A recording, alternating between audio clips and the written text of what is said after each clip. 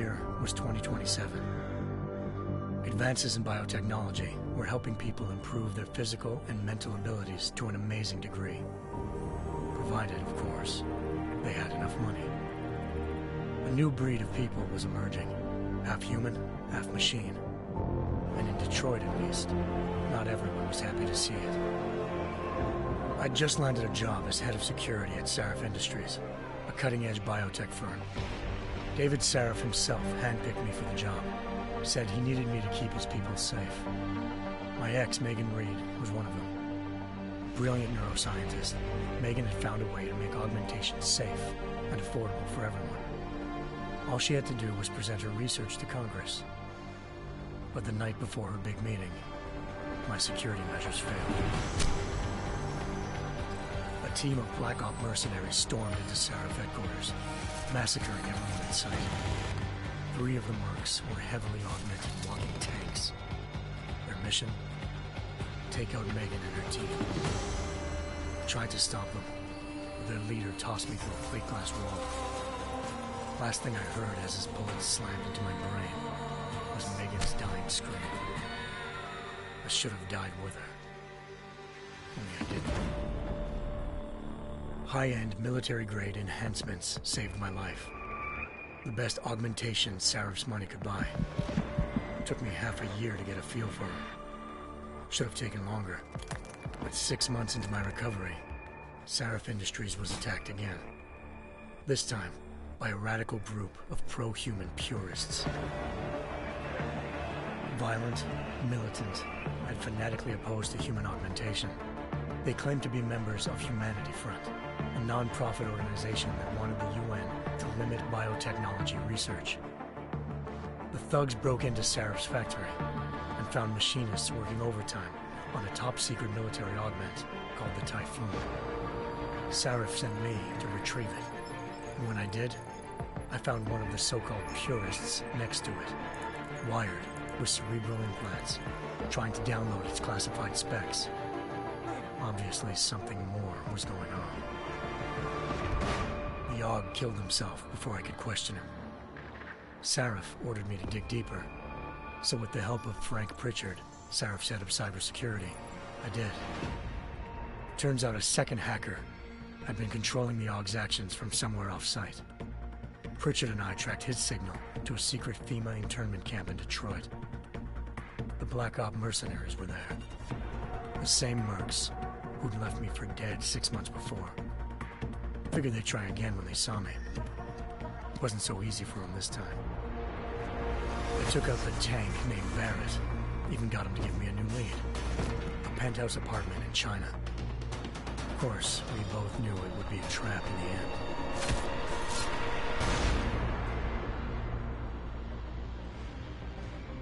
Hengsha Island, China. Home to a city so crowded, they had to build a second city on top of it. Trying to find clues in Hengsha wouldn't be easy. Lucky for me, I wasn't alone. Farida Malik, Sarif Industries' ace pilot, had lived in Hengsha before.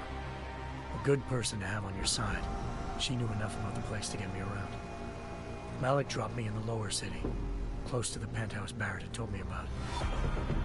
Bell Tower Associates, a private security firm under contract to the Chinese government, had agents tossing the suite when I arrived. Just not for the reason I'd been expecting. Turns out the man who lived there was a criminal hacker named Van Bruggen. The same hacker who'd been remotely controlling the AUG in Sarif's factory. Van Bruggen's panicked decision to force the man to commit suicide had been a mistake. Now his mercenary partners were gunning for him, and I needed to find him before they did. Locating Van Bruggen meant playing nice with the Triads, Hengsha's organized crime lords. They had the hacker holed up inside a low-rent capsule hotel.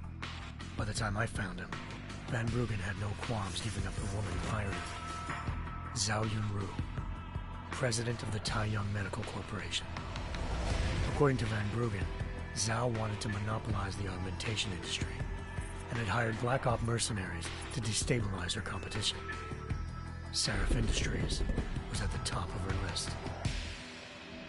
To prove this, I needed to get inside TYM and grab a surveillance hologram off a server.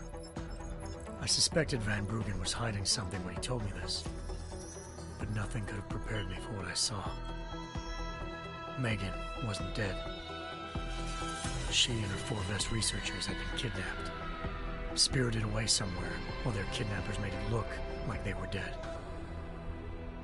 Desperate to learn more, I confronted Zhao in her penthouse. She claimed to be a pawn in a bigger plan, and hinted at a group so powerful it controlled global interests at a whim. Then she slipped into a panic room and hit the alarm, forcing me to make a very quick exit. I figured Zhao was lying, but part of her confession made sense. David Sarif had been worried about his people. So worried, he'd required all of them to have subdermal locator devices surgically implanted. The GPOs would have been broadcasting the day of the attack.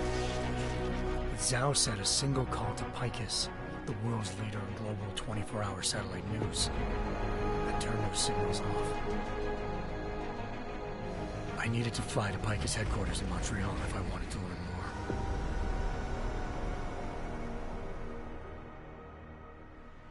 Eliza Cassan, Picus Communications' First Lady of News. Malik thought I was reaching when I told her Eliza was involved in this. The world's most famous news anchor, working with a mercenary hit squad. But when I confronted Cassan in her office, she freely admitted to jamming Detroit's satellites the night Megan's team had been taken. Said she's just been following her commands. I suspected she wanted to say more. But Black Op mercenaries showed up looking to shut us both down. And just like that, the Eliza I'd been talking to disappeared. The mercs were led by an augmented killer I crossed paths with twice before, Fedorova, a woman who'd made silence her best friend. She waited for me to track Eliza's transmission to a secret server room underneath the Picus complex, then jumped me from behind. A deadly fight ensued. I made sure she never moved silently again. With Fedorova down and no one left to keep Eliza quiet, she reappeared. Turns out Picus's First Lady of News wasn't a lady at all. She was a sophisticated AI program, engineered to monitor data streams and control what people believed. Eliza told me the mercs had brought in a Humanity Front doctor named Isaiah Sandoval to remove the scientist's implanted tracking devices while Detroit's satellites were down. She also told me to speak to David Sarif if I wanted to learn more. By the time Malik and I got back to Detroit, tensions between normal and augmented citizens had reached a flashpoint. Riots were breaking out in several cities. The UN was being urged to intervene. Sarif was trying hard to convince Hugh Darrow, the inventor turned philanthropist who'd once been a leading proponent of enhancement technologies, to help stop a possible regulatory vote. Sarif had a lot riding on Darrow. Megan's discovery would have given millions of people the chance to evolve beyond their normal human abilities, and at the same time catapulted Sarif Industries to the top of the Fortune 500. According to Sarif, Megan's kidnappers knew this, and didn't want people evolving unless they controlled how it was done. He called his enemies Illuminati, and urged me to keep searching. Determined to do so, I tracked down Sandoval via America's most outspoken augmentation opponent, Bill Taggart, Sandoval's boss and founder of Humanity Front. Sandoval admitted to operating on Megan's team when I confronted him, but said he hadn't removed their GPLs. He'd merely switched them to a different frequency. Pritchard was able to trace one of the signals to China. Malik and I immediately took off in pursuit. Unfortunately, the Illuminati were one step ahead.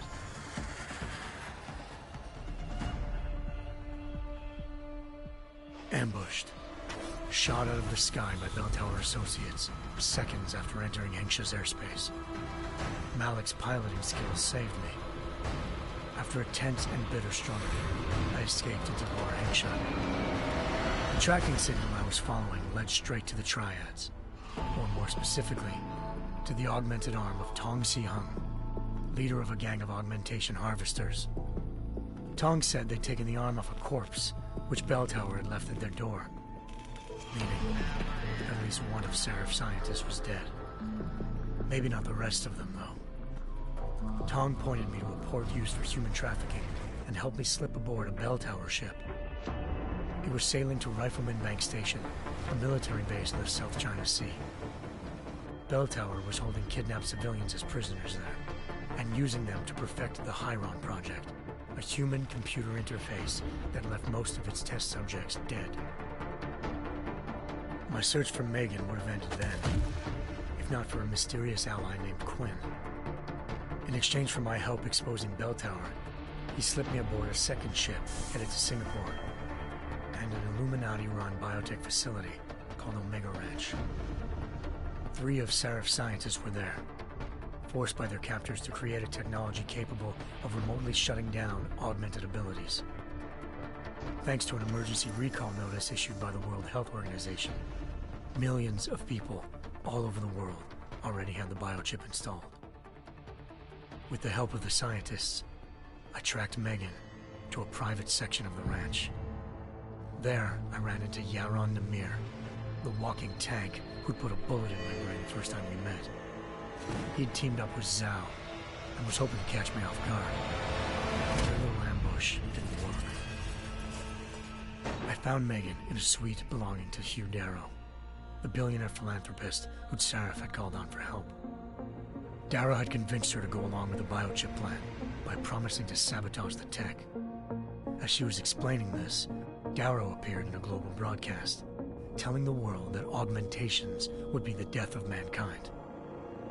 Then he activated the biochips to prove his point. All over the world, augmented people flew into a killing frenzy. Darrow had betrayed everyone, and it was up to me to set things right. To do it, I had to reach Panchaea, a massive installation in the Arctic Ocean. As I raced through corridors built by an all-augmented workforce, I saw death and destruction firsthand. By the time I shut down Darrow's broadcast, I knew the damage he'd done. Still, humanity's future remained unclear. How would the world react to this sabotage? Would people ever regain their faith in augmentations again? What would be the Illuminati's next move? Only time will give us the answers.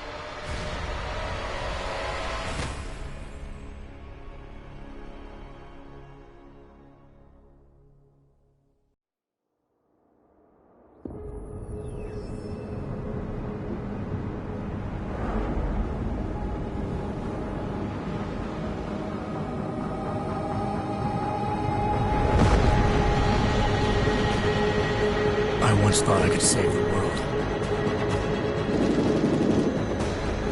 Now look at it.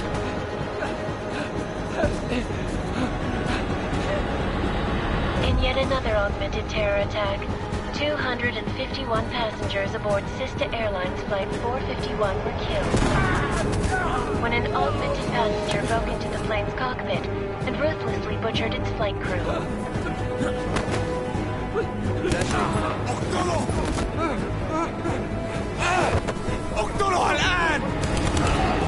Details recovered from the black box recorder suggest that the man may have been suffering flashbacks to the AUG incident.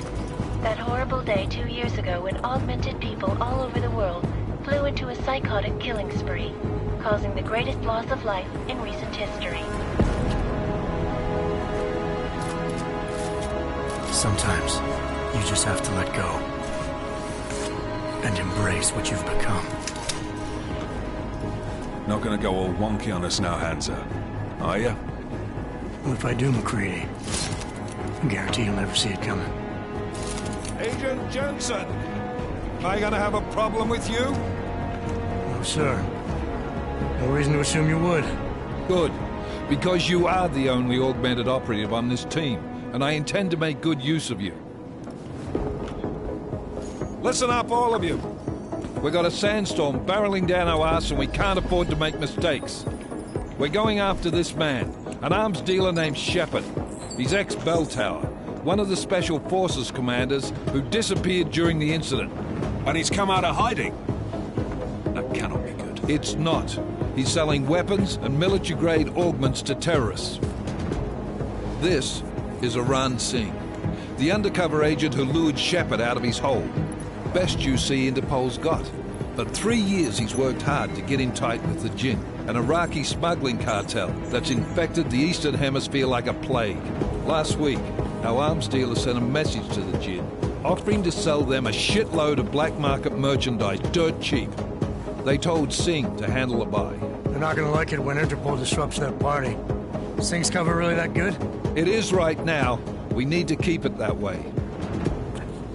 This is where the deal's going down. A half-finished high-rise hotel that's been abandoned ever since the incident. It's not a pretty picture inside. Let me guess. Most of the laborers were augmented with heavy-duty industrial rigs. So when the incident hit, and they all went schizo, things got gruesome real fast. And no one, except for some homeless junkies, have been inside the place ever since. So what's the plan, Director? Singh's meeting Shepard on the ground floor, inside the hotel's main atrium. He sent the bulk of his Jinn crew to the penthouse levels to secure a vantage point. I want McCready's team to take up positions overlooking the atrium and make the arrest. Jensen, you're going in solo from the roof. My objectives? Keep the Jinn from joining the party. As far as we can tell, only one route connects the atrium to the penthouse level, a halfway decent elevator shaft. Here. I want you to block access to it. Fine. Just cut me loose. Do you plan on relying solely on your augments for this one? I'd recommend taking a little hardware, just to be sure.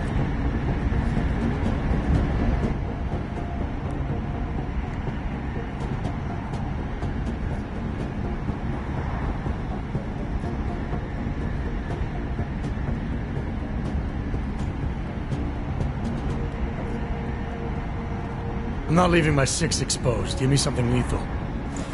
Your call, but Singh's undercover in all this. So watch your fucking sights. What about range? There's lots of wide spaces and high ceilings in there, but a number of tight and constrained rooms too. So it's a crapshoot, really.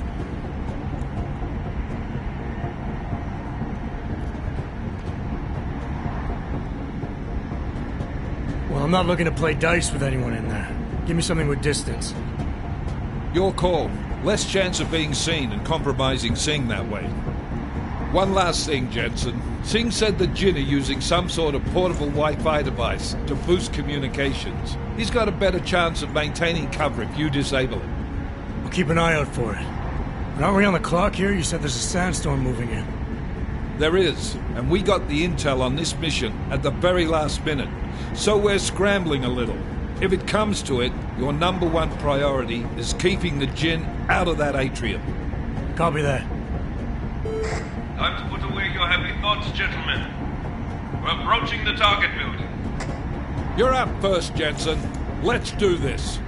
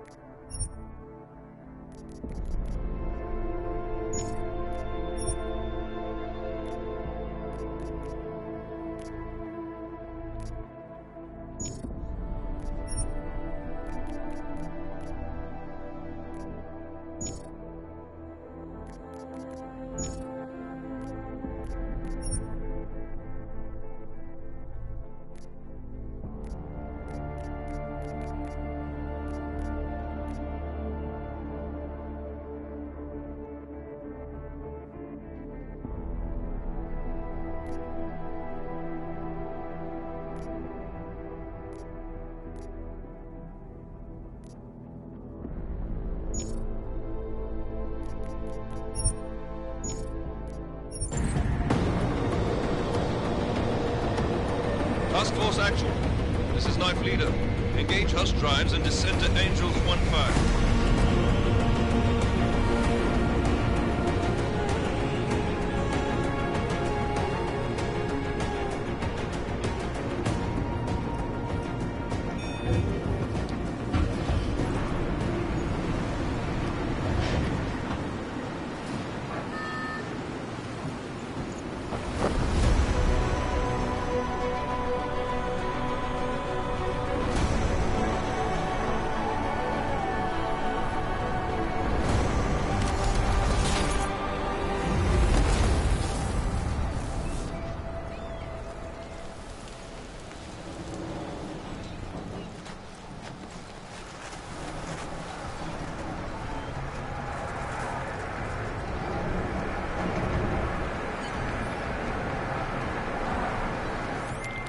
Team leader, this is Jensen. I'm on the roof.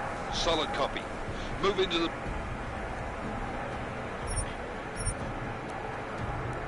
building. The access route you need to block is at the far end of the penthouses. Keep in mind, the direct route might not be the easiest one. Roger that. McCready will advise once his team is on the ground. Miller out.